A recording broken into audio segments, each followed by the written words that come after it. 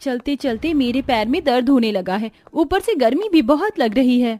सही कहा तुमने, मुझे भी बहुत परेशानी हो रही है। पसीना देखो कितना भर भर के आ रहा है। बस थोड़ी ही दूर रह गया है घर हमारा, चलो चलते चलते घर पहुंच ही जाएंगे।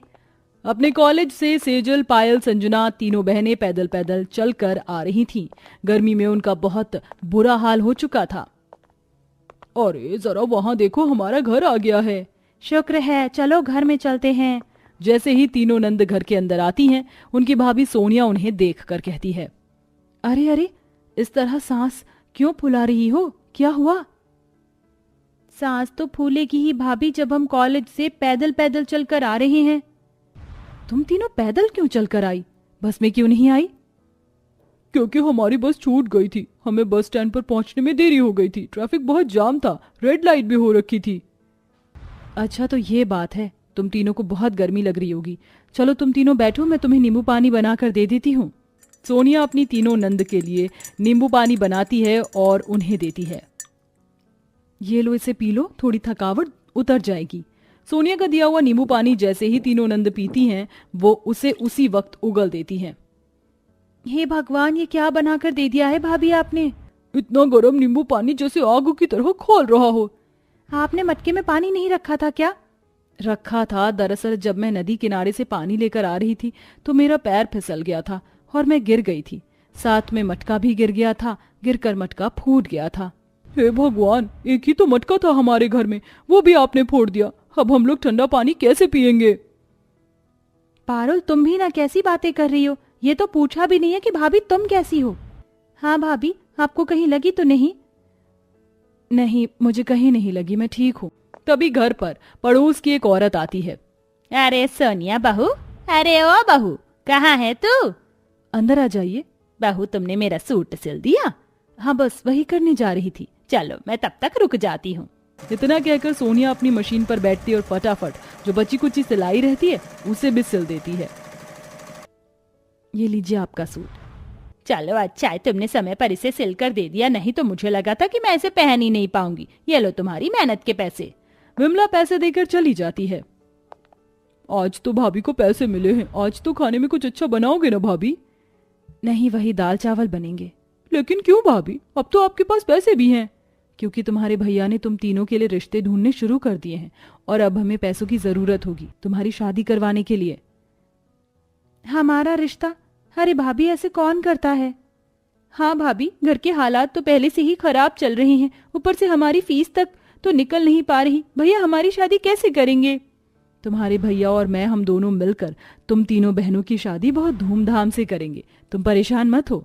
एक तो गर्मी दिन प्रतिदिन बढ़ती जा रही थी, ऊपर से अब गर्मी में सोनिया और आकाश को कड़ी मेहनत करके पायल, सेजल और संजना के लिए लड़के ढूंढने थे।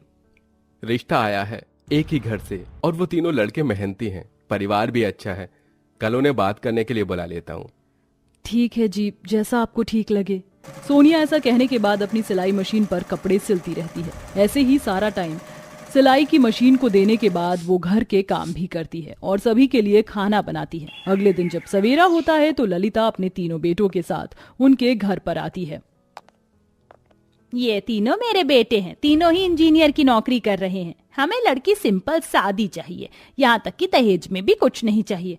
बस आप हमारे मेहमानों की अच्छी खातिरदारी कर देना और साथ में तीनों लड़कियों को शादी के जोड़े में विदा कर देना। ये सुनते ही सोनिया और आकाश बहुत खुश होते हैं। ये लीजिए, आप मुंह मीठा कीजिए, बस ऐसा ही रिश्ता चाहिए था हमें।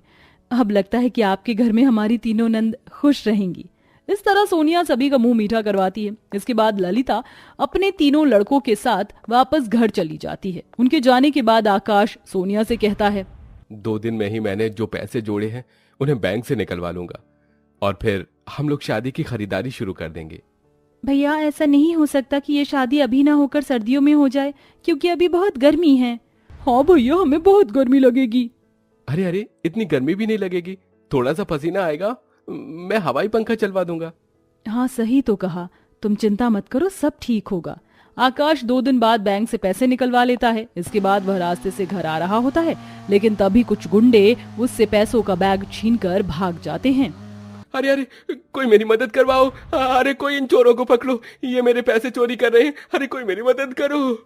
आकाश चिल्लाता रह जाता है, लेकिन गुंडे बाइक पर बैठकर उसका बैग चुरा ले जाते हैं। आकाश उदास होकर घर वापस लौटता है। क्या हुआ? आपका मुंह क्यों लटका हुआ है? और पैसे वाला बैग कहाँ है? अरे सब कुछ खत्म हो गया, मैं बर्बाद हो गया। मैंने जो जमा पूंजी अपनी तीनों बहनों के लिए की थी, आज सब पानी में मिल गई। उन बदमाश चोरों ने मेरे सारे पैसे चुरा लिए। अब मैं अपनी तीनों बहनों की शादी कैसे करूंगा? ये सुनते ही सोनिया के पैरों तले जमीन खिसक जाती है। आप चिंता मत कीजिए, सब कुछ ठीक हो जाएगा। ऊपर वाले पर भरोसा रखिए। मैं दिन रात मेहनत करूंगी, कपड़े सिलूंगी और कुछ पैसे कमाऊंगी। समय कम है, हम जितनी भी मेहनत कर लें शादी लायक पैसे नहीं जोड़ सकेंगे। भैया, अपने आप को संभालिए और सबसे पहले उन चोरों के नाम कंप्लेंट लिखवा दीजिए। आकाश अपनी तीनों बहनों के साथ पुलिस स्टेशन कंप्लेंट लिखवाने जाता है, तो वहीं सोनिया रोजाना दिन रात सिलाई करके पैसे कमाने की कोशिश करती है। बहुत मेहनत के बाद भी वह चंद पैसे ही जोड़ पाती है, जिसकी वजह से वो लोगों के घर में साफ सफाई का काम शुरू कर देती है। मालकिन, थोड़ी सी बर्फ लेकर जा रही हूँ। घर में बहुत गर्मी है, इस बर्फ के सहारे हमें ठंडा पानी पीने को मिल जाएगा। ठीक है, ले जाओ। अपनी मालकिन के घर से थोड़ी सी बर्फ लेकर वो अपने घर की तरफ आ ही रही थी कि तभी रास्ते में एक बूढ़ी औरत प्यास से तड़पती हुई जमीन पर गिरी हुई होती है। हे भगवान, ये क्या? ये बेचारी तो प्यासी बेहोश पड़ी है। कोई मुझे पानी दे दो। कोई मुझे पानी। सोनिया ने जिस थैली में बर्फ रखी होती है, उस थैली की बर्फ के पिघलने से थोड़ा सा पानी हो जाता है। वह उसी पानी को बूढ़ी औरत को पिला देती है।